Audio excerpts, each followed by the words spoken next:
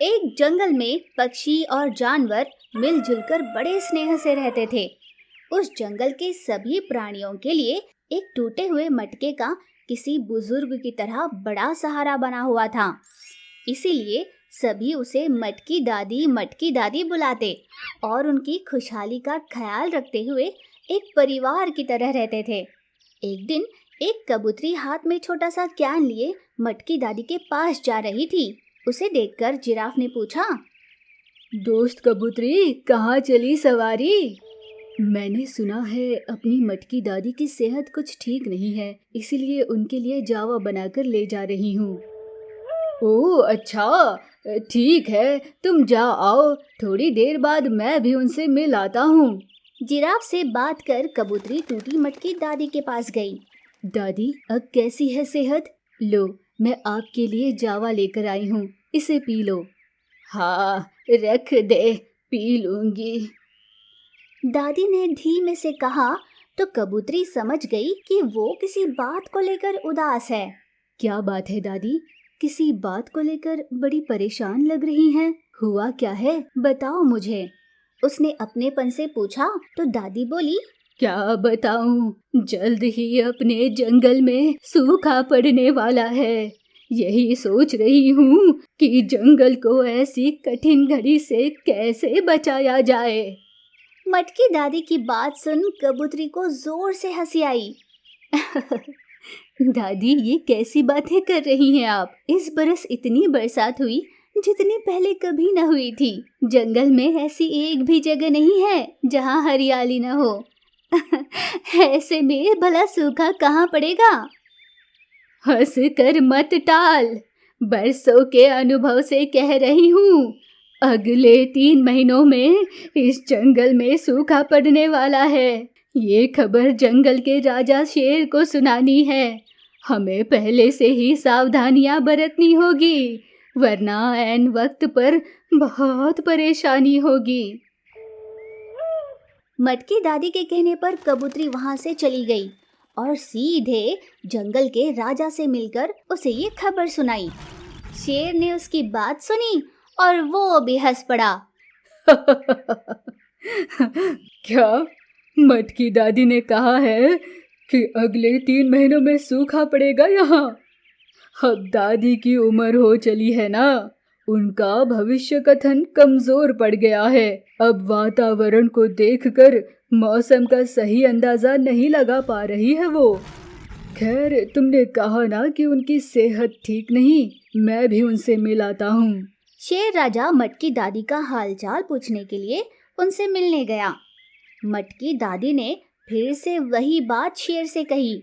शेर ने उनकी बात को अनसुनाकर बात बदल कर बात की तो मटकी दादी ने कहा, देखो बेटा, मेरी बात मानो। पश्चिम दिशा में जो पथरी तालाब है ना, आज से ही वहां से पानी लेकर उसका भंडारण करना शुरू कर दो, वरना आने वाला समय बहुत कठिन साबित होने वाला है। देखो दादी, इस बरस हुई बरसात के कारण पहले से ही जंगल के सभी जलपातों में पानी भरा पड़ा हुआ है। उतना पानी तो साल भर के लिए काफी होगा। अब अगर आपकी बात मानकर उस पथरी तालाब से पानी का संग्रहण करेंगे तो जंगल तो डूब ही जाएगा। शेर ने अपनी बात कही और वहां से चला गया। इस तरह जंगल के सभी जानवरों ने मटकी दादी का कहा अनसुना किया। 2 महीने बीत गए। जंगल के जलपातों में पानी सूखने लगा। धीरे धीरे जंगल से हरियाली भी गायब होने लगी। तब जंगल के सभी जानवर पक्षियों ने बैठक बुलाई जिसमें मटकी दादी भी थी। बाघ ने कहा, मटकी दादी का कहा हमें मान लेना चाहिए था, उनके अनुभव का हमने मान नहीं रखा। देखो, ऐसे लगता है जैसे धरती माँ कितनी प्यासी रही होगी, जो तालाब और झील से इतना सारा पानी पी गई। हाँ, जैसे मटकी दादी ने कहा था, हमने पहले से ही पथरी तालाब से पानी लाकर संग्रहण किया होता तो आज हमारे काम आता। उस तालाब के तले पत्थर ही है, इसीलिए पानी सींचा जाए इसकी कोई गुंजाइश ही नहीं थी। हर कोई अपने किए पर पछता रहा था। उन्हें सुनकर शेर राजा ने कहा, अब बस भी करो, जो हुआ सो हुआ। अब इन बातों का क्या फायदा? आगे क्या करना है उसके बारे में सोचो। दादी, बताओ हमें क्या करना चाहिए? अब मुझसे पूछोगे तो मैं क्या बताऊंगी? वैसे भी दोष तुम्हारी पीढ़ी का ही है। हम जैसे अनुभवी वृद्धों की बातें तुम्हें बेमतलब ही लगती है। दादी, हम अपनी गलती मान रहे हैं ना। अब तो गुस्सा छोड़ो, दया करो और अपने अनुभव से इस मुश्किल घड़ी को कैसे पार करें, इसका कोई उपाय सुझाओ दादी। सभी के विनती करने पर दादी ने कुछ सोच कर कहा, हाँ, अभी याद आया। अपने जंगल में एक रहस्य जलपात है जिसे अपने पूर्वजों ने बनाया था ताकि ऐसे विषम परिस्थिति में काम आ सके।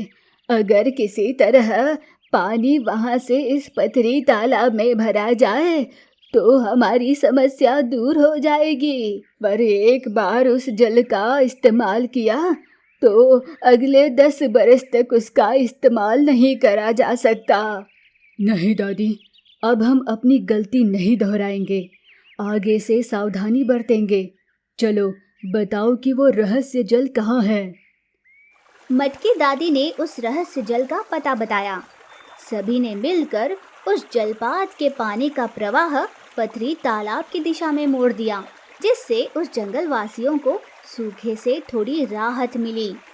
उसके बाद सभी जानवरों के लिए मटकी दादी का हर वचन वेद बन गया। तो इस तरह एक टूटे मटके ने जंगल को मुश्किल हालात से बचा लिया।